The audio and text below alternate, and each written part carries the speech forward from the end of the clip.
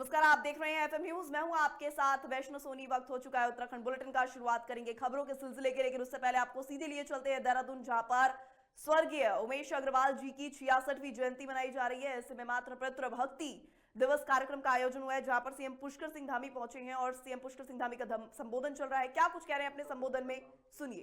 काम किया, भारतीय जनता पार्टी के लिए भी काम किया और अनेक महत्वपूर्ण दायित्वों पर काम करते हुए भारतीय जनता पार्टी के संगठन को भी बहुत मजबूती देने में अपनी महत्वपूर्ण भूमिका निभाई और जो भी दायित्व उनको दिया गया उन दायित्वों पर बड़ी निष्ठा के साथ, कुशलता के साथ उन्होंने काम किया और अपना सर्वोत्तम देने का काम किया।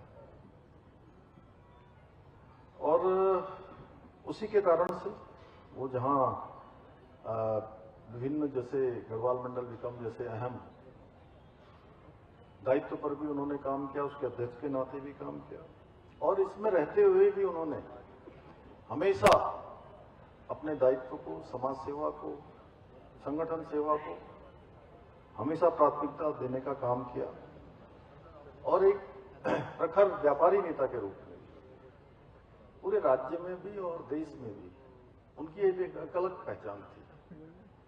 और मुझे बहुत बार राज्य के अनेक क्षेत्रों में अलग अलग जगह पर व्यापारी हितों के लिए, उनके संगठन के लिए अक्सर मैं उनको प्रवास पर देखता था और लंबा प्रवास करते थे। उन्होंने प्रांतीय उद्योग व्यापार प्रतिनिधि मंडल के कार्यकारी अध्यक्ष के रूप में, दोनों उद्योग व्यापार मंडल के संरक्षक के रूप में और व्यापारियों की समस्याओं के समाधान के लिए, जैसा अभी आदरणीय नरेश जी ने कहा, सच में बहुत जीवटता के साथ और बहुत ऊंची आवाज में हमेशा जो है आवाज भी उनकी बुलंद करते थे और सरकार व व्यापारियों के बीच में एक समन्वय का काम भी करते थे, उनको जोड़ने का काम भी करते थे। एक सेतु के रूप में जो समस्याएं आती थी, उन समस्याओं के समाधान के लिए भी सदैव प्रयत्नशील रहते थे। और मुझे भी शुरुआत के कालखंड से ही, जब से राज्य का गठन हुआ, तब से उनका कई बार भेंट करने का अवसर मिलता था। उसके बाद धीरे धीरे जैसे जैसे समय बढ़ता गया, हम लोग भी राजनीतिक क्षेत्र में जो पार्टी की जिम्मेदारी, समाज की जिम्मेदारी, जनता की जिम्मेदारी मिली, उसके नाते अक्सर उनसे मुझे भेंट होती थी और कई बार हम लोग बहुत सारे स्थानों पर साथ साथ हमने प्रवास भी किया। और अपने जीवन के आखिरी दिनों से कुछ महीनों पूर्व, मैं कहूं लगभग साल भर पहले, एक दिन तो पूरे दिन भर उनके साथ मैंने हरिद्वार में एक आश्रम में पूरे दिन भर हमने जो है बातचीत करी और अनेक विषयों पर। ऐसा लगता नहीं था कि वो इतनी जल्दी हमारे बीच से चले जाएंगे, लेकिन क्योंकि समय की गति है, जो भी इस दुनिया में आया है उसको जाना है। जिस दिन व्यक्ति पैदा होता है उसी दिन उसकी आयु भी निश्चित हो जाती है, कितने दिन तक संसार में रहना है। लेकिन अगर वो अच्छे कर्म करता है, निष्ठा से, समर्पण से काम करता है, लोगों की भलाई करता है, मदद करता है, लोगों को कहीं ना कहीं किसी रूप में सहायता उसके द्वारा होती है, तो लोग उसको हमेशा याद करते हैं। और आज इतनी बड़ी संख्या में आप सब लोग यहां पर आए हैं, ये सच में ये एक प्रमाण है उनका कि उन्होंने लोगों के बीच में दिल से जुड़कर काम किया है। मन से सेवा करिए। और मुझे अत्यंत संतोष और प्रसन्नता है कि आज सिद्धार्थ अग्रवाल भी अपने पूज्य पिताजी के उन्हीं संस्कारों को लेकर, मूल्यों को लेकर, सेवा भावनाओं को लेकर निरंतर काम कर रहे हैं। और सच में गणेश जोशी जी चले गए, ये बहुत अच्छी बात उन्होंने बोली। एक पिता के लिए सबसे अच्छा ये होता है कि जब उनका पुत्र अपने पिता से भी अच्छा काम करे। सबसे ज्यादा प्रसन्नता उसको होती है। और मैं भी जिस जिम्मेदारी में आज काम कर रहा हूं, उमेश भाई मुझे कह रहे थे, बहुत जगह उन्होंने मुझे अलग अलग मौकों पर कहा कि आपको बहुत जिम्मेदारी पर काम करना है, लेकिन जब मैं इस जिम्मेदारी पर आया तो वो इस दुनिया में नहीं रहे। ये मुझे सच में आज मुझे एहसास हो रहा है जब मैं उनका एक चित्र देख रहा हूं, जब मैं उनके अभी इन्होंने मुझे वहां प्रदर्शनी में लगे हुए फोटो दिखाए। लेकिन वो जहां भी होंगे उनकी आत्मा प्रसन्न होगी अपने पुत्र को देखकर कि वो उनके कामों को आगे बढ़ा रहे हैं। और ये कार्यक्रम होना बहुत। तो वहीं अगली बड़ी खबर अल्मोड़ा से। दरअसल अल्मोड़ा के भिकिया सैन में विनायक मार्ग पर शेलापनी के पास एक दर्दनाक सड़क हादसा हो गया, जहां एक यात्री बस खाई में जा गिरी। अब तक इस पूरे हादसे में 7 लोगों की मौत हो चुकी है और बस में करीब 18 यात्री सवार थे। इस तरह की जानकारी फिलहाल सामने आ रही है। प्रारंभिक जानकारी के मुताबिक हादसा स्टीयरिंग फेल होने के कारण हुआ। घटना की सूचना मिलते ही पुलिस प्रशासन, एसडीआरएफ और स्थानीय लोग मौके पर पहुंचे। रेस्क्यू ऑपरेशन बता दें अभी भी जारी है और घायलों को अस्पताल पहुंचाया जा रहा है। मृतकों और घायलों की आधिकारिक पुष्टि का इंतजार भी किया जा रहा है। मुख्यमंत्री पुष्कर सिंह धामी ने हालांकि इस हादसे पर गहरा दुख भी जताया है और मृतकों के परिजनों के प्रति संवेदना भी व्यक्त की गई है।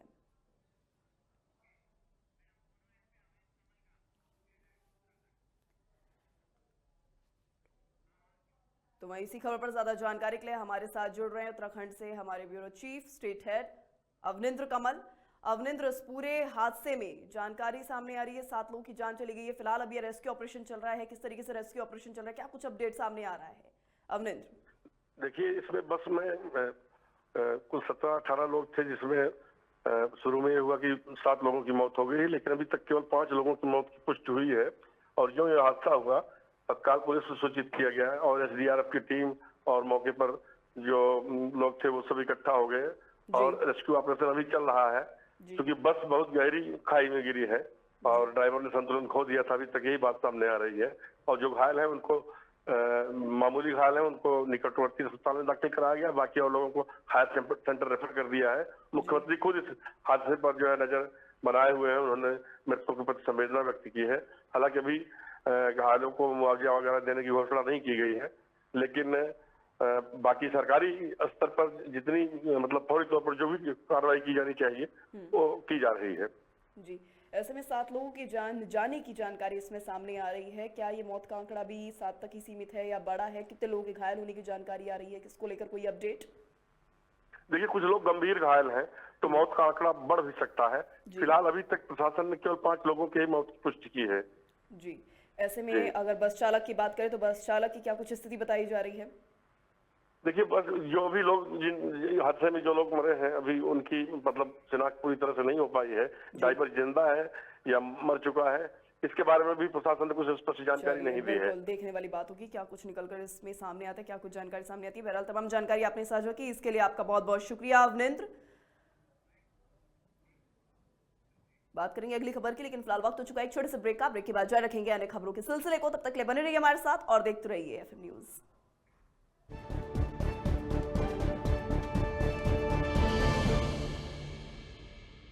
हर रोज हो जाता हूँ लेट, साफ नहीं होता है मेरा पेट। अब भी मजा आएगा ना वीडियो। पेट दबा, रोग दबा, सबको पता, फिर तुझको नहीं क्यों पता? अबे खोचू, अक्खा इंडिया को मालूम है, पेट दबा, हर रोग दबा, एक ही जगह। क्या आप दुबले पतले कमजोर हैं, आपकी सेहत नहीं बनती, भूख कम लगती है, वजन नहीं बढ़ता? दरअसल मेन बात खाना नहीं है, मेन बात है खाया पिया लगना। और अगर खाया पिया लगेगा ही नहीं तो आपकी सेहत बनेगी कैसे? इसलिए हमारी संस्था सन्यासी आयुर्वेदा ने एक ऐसी दवा का निर्माण किया है जो कि आपके लिवर, आपके पाचन तंत्र को दुरुस्त करने का काम करती है, ताकि आप जो भी खाएं उसका पूरे का पूरा निचोड़ आपके शरीर को लगे, आपकी भूख बढ़े, खाया पिया सही से लगे, नया खून बने, हड्डियों में जान आए, वजन बढ़े और आप मोटे तगड़े खूबसूरत पर्सनैलिटी के मालिक बन जाए।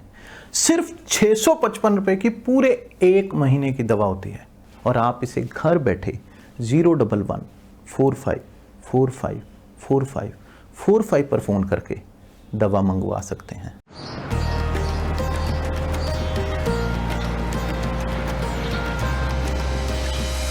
माघ मेले की भव्यता और पवित्रता का एक बार फिर विश्व देखेगा नया स्वरूप। करोड़ों श्रद्धालुओं के लिए परंपराएं वही और सुविधाएं नई, जहां पग पग पर आस्था और दिव्यता की मिलेगी अनुभूति। जब संगम की रेती पर संत महात्माओं की होगी उपस्थिति, 6 पावन पर्व स्नानों में अखाड़ों के संतों का समागम, पूरे विश्व में माघ मेले की महानता का होगा वर्णन। यशस्वी प्रधानमंत्री नरेंद्र मोदी जी के मार्गदर्शन और माननीय मुख्यमंत्री योगी आदित्यनाथ जी के नेतृत्व में माघ मेला 2026 आस्था की लहराती पताका, विकास की नई गाथा, काम दमदार, डबल इंजन सरकार। पत्रकारिता का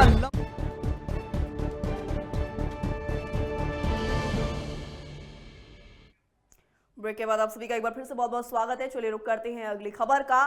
प्रधानमंत्री नरेंद्र मोदी ने अल्मोड़ा के भिकियासैन क्षेत्र में हुए बस हादसे पर गहरा दुख व्यक्त किया है। उन्होंने कहा कि इस हादसे में कई लोगों की जान चली गई और जिन लोगों की जान गई है उनके प्रति अत्यंत दुख हुआ। प्रधानमंत्री ने मृतकों के परिजनों के प्रति संवेदना व्यक्त की और घायलों के शीघ्र स्वस्थ होने की कामना की। हादसे में अब तक आपको बता दें 7 लोगों की जान जा चुकी है, कई और लोग जो हैं गंभीर रूप से घायल हुए हैं। हालांकि मौत का आंकड़ा बढ़ भी सकता है।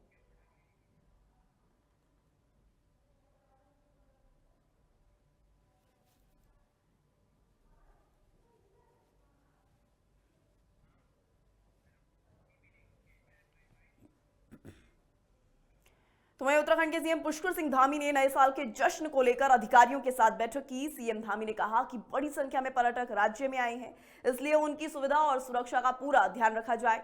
उन्होंने अधिकारियों को निर्देश दिया कि पर्यटकों को कोई परेशानी ना हो और कहीं भी कानून व्यवस्था ना बिगड़े, इसका पूरा ध्यान रखा जाए। इसके अलावा ट्रैफिक और अन्य सभी इंतजाम भी पुख्ते तौर पर किए जाएं।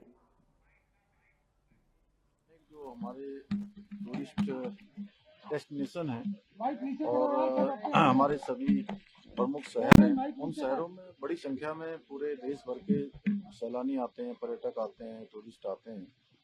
उनकी सबकी सुरक्षा हमारी सर्वोच्च प्राथमिकता है। ट्रैफिक से लेकर सभी इंतजाम, होटलों से लेकर साफ सफाई व्यवस्था, सड़कों की, परिवहन की, सभी व्यवस्थाएं ठीक रहें और सभी किसी को कोई परेशानी का सामना न करना पड़े। और सर्दी का भी मौसम है, क्योंकि इसलिए सभी व्यवस्थाओं को ठीक से सुनिश्चित किया जाए, सभी विभागों के स्तर पर, पुलिस विभाग के स्तर पर, प्रशासन के स्तर पर।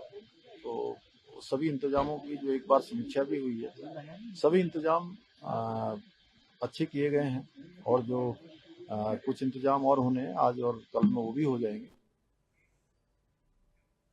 तो वहीं हरिद्वार जिले में स्वयं सहायता समूह से जुड़ी महिलाओं को अच्छा और स्वस्थ खाना बनाने की ट्रेनिंग दी जा रही है। ये ट्रेनिंग राष्ट्रीय आजीविका मिशन के तहत 6 दिनों तक चलेगी और प्रशिक्षण गुरुकुल कांगड़ी के प्रसार प्रशिक्षण केंद्र में हो रहा है।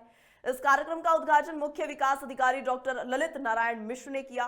पहले चरण में 25 महिलाओं को यह प्रशिक्षण दिया जा रहा है। महिलाएं नए और हेल्दी पकवान बनाना सीख रही हैं। उनका कहना है कि इससे वो लोगों को अच्छा खाना भी दे सकेंगी और उनकी कमाई भी बढ़ेगी। ये प्रशिक्षण ग्रामीण स्वरोजगार प्रशिक्षण संस्थान द्वारा दिया जा रहा है। द्वारा ये क्लाउड किचन का जो प्रोग्राम है 25 महिलाओं का शुरू कराया गया है सीडीओ सर के गाइडेंस के द्वारा। जैसा कि उनका विचार था कि राज्य के स्थापना के आज 25 वर्ष भी पूरे हो रहे हैं, चल रहा है मतलब, और 25 ही ये कैंडिडेट हैं।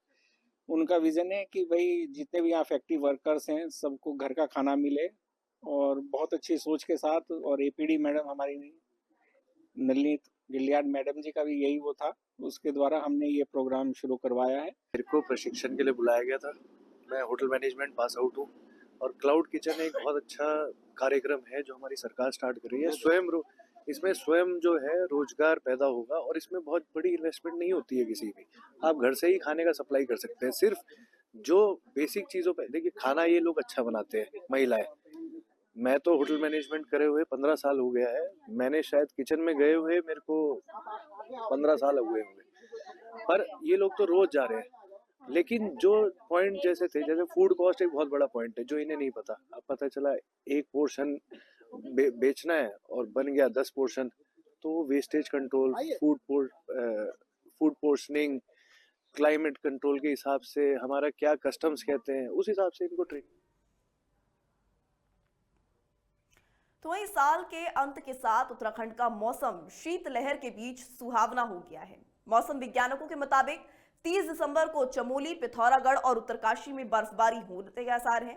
पहाड़ों की रानी मसूरी में भी हल्की बारिश और बर्फबारी की संभावना जताई जा रही है। वहीं मैदानी जिलों में कोहरे का अलर्ट जारी कर दिया गया है। मसूरी, नैनीताल, हरिद्वार और ऋषिकेश में पर्यटकों की ऐसे में भारी भीड़ उमड़ रही है। ये बड़ी और अहम जानकारी पहाड़ी राज्यों को लेकर सामने आ रही है, उत्तराखंड को लेकर सामने आ रही है, जहां पर बारिश और बर्फबारी का मौसम विभाग ने अनुमान लगाया है। ऐसे में कई जगहों पर अलर्ट भी जारी कर दिया गया है। सुरक्षा को देखते हुए पुलिस ने सीमाओं पर चौकसी बढ़ा दी है। नए साल के स्वागत को राज्य पूरी तरह तैयार है। जानकारी के मुताबिक शीतकालीन पर्यटन से राजस्व में बढ़ोतरी होगी और स्थानीय उत्पादों को बढ़ावा भी मिलेगा। तो गौरतलब है, उत्तराखंड में शीतलहर के साथ मौसम सुहावना हो गया है। पहाड़ी जिलों में बर्फबारी की संभावना व्यक्त की जा रही है, तो वहीं मसूरी में हल्की बारिश और बर्फ के आसार भी नजर आ रहे हैं। मैदानी जिलों में घने कोहरे का अलर्ट जारी कर दिया गया है। सुरक्षा चाक चौबंद कर दी गई है। साथ ही साथ शीतकालीन पर्यटन से राजस्व बढ़ने की भी उम्मीद जताई जा रही है।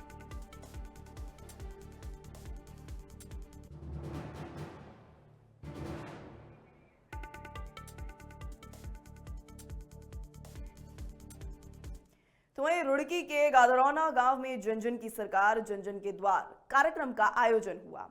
इस कार्यक्रम में एडीएम, जॉइंट मजिस्ट्रेट और विभिन्न विभागों के अधिकारी मौजूद रहे। अधिकारियों ने ग्रामीणों की समस्याएं सुनी और उनके जल्द समाधान से संबंधित विभागों को निर्देश दिए।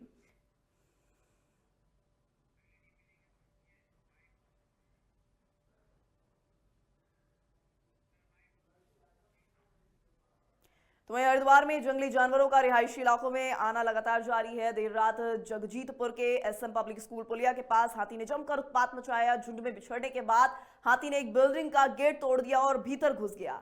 करीब आधे घंटे तक हाथी जो है बिल्डिंग में डटा रहा, जिससे इलाके में दहशत का माहौल बन गया।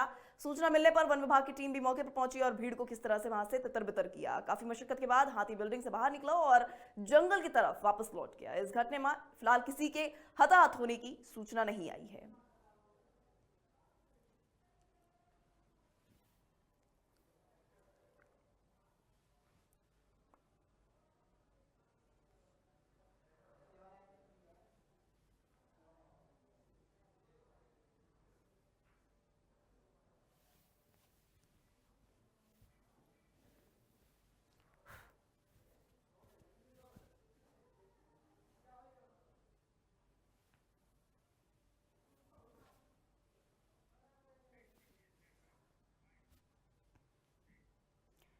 तो वहीं देहरादून की हवा लगातार बिगड़ती जा रही है। शहर का एयर क्वालिटी इंडेक्स 300 के पार जा पहुंचा है, जिससे लगातार दूसरे दिन वायु गुणवत्ता बेहद खराब श्रेणी में बनी हुई है।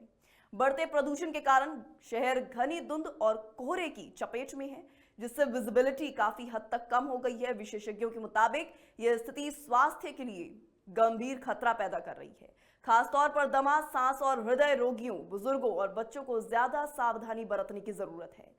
प्रशासन ने लोगों को अनावश्यक बाहर निकलने से बचने की हिदायत दी है।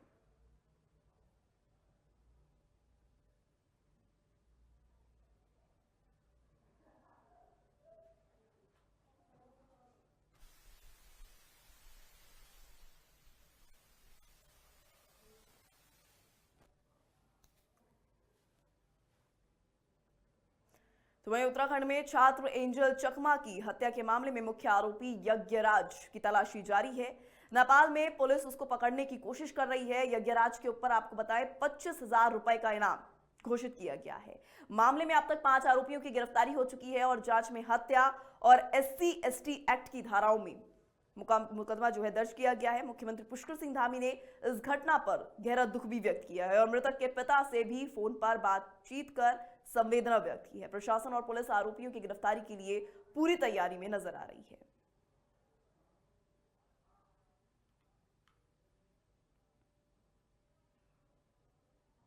त्रिपुरा के छात्र एंजल चकमा के साथ हुई घटना का समस्त प्रदेशवासियों को दुख है और ये बहुत पीड़ादायी घटना है।